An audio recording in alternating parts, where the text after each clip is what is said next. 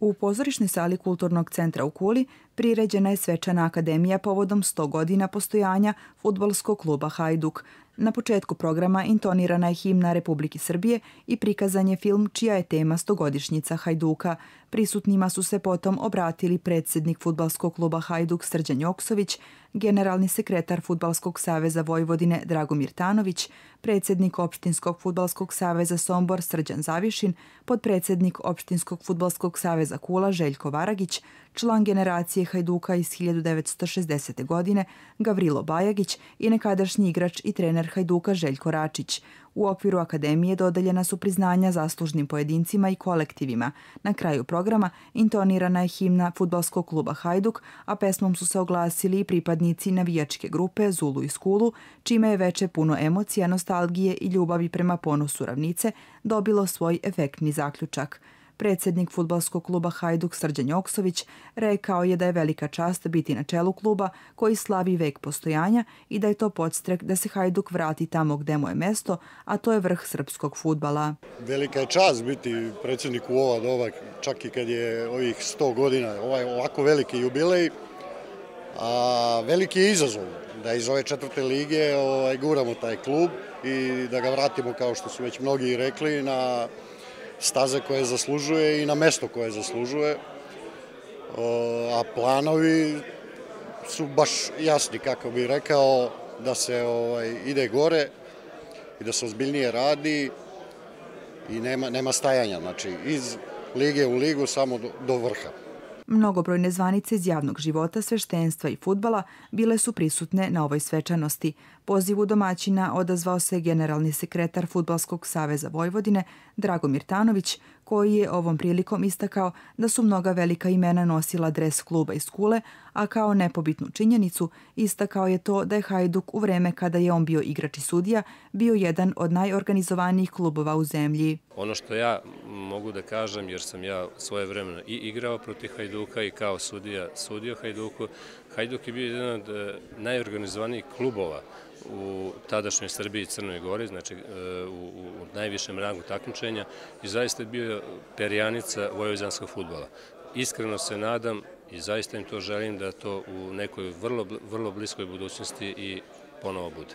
Nekadašnji savezni fudbalski sudija i počasni predsjednik Opštinskog fudbalskog saveza Kula, Žarko Popović, rekao je da je prisustvovao obeležavanju 50 i 80 godina postojanja Hajduka, a da je povodom 100-godišnjice postojanja njegova želja koju upućuje rukovodstvu kluba, tada stadion Milan Sredanović, dobije reflektore i slačionice kakve dolikuju jednom reprezentativnom objektu. Spadam u nekoliko ljudi koji su doživjeli i 50 godina veličanstvena bila proslava i 80 godina i ovih 100 godina. Želim Hajduku da se vrati na one staze i na kojima je nekada bio, da bude evropska ekipa, srpska u elitnoj grupi da igra i drugo, eto, uspeo sam da gledam utakmice i na Vašarištu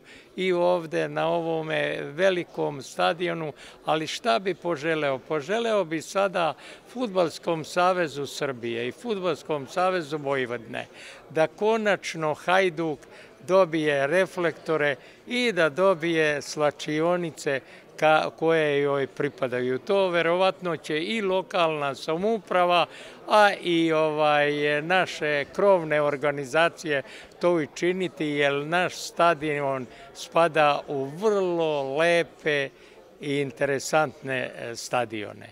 Mnoštvo bivših igrača odazvalo se pozivu organizatora da prisustvuju svečanoj akademiji, pa su tako prisutni bili Dejan Osmanović, Mikloš Bognar, Jovan Radivojević, Zoran Antić i mnogi drugi. Svoje utiske podelio je i dete Hajduka, a danas iskusni fudbalski znalac koji je nastupao u Sloveniji, Bosni i Hercegovini, Tajlandu, Hong Kongu i mnogim drugim državama, Nikola Komazec, koji je istakao da je ovo bilo emotivno veče za njega i da mu je veoma drago što je video njemu drage ljude. Komazec je ovim putem poželeo fudbalskom klubu Hajduk povratak u redove superligaša, jer to ova fudbalska sredina i zaslužuje. Dosta je večeras bilo emocija, dosta sam pre svega, jako mi je drago što sam video mnogo ljudi koji su uticali na moju karijeru, od gospodina Lole Čurovića, od Milana Vasiljevića, od trenera Bunjaka, kod kojeg sam debitovao, od Željka Račića, naravno i bivših saigrača, zaista mnogo emocija.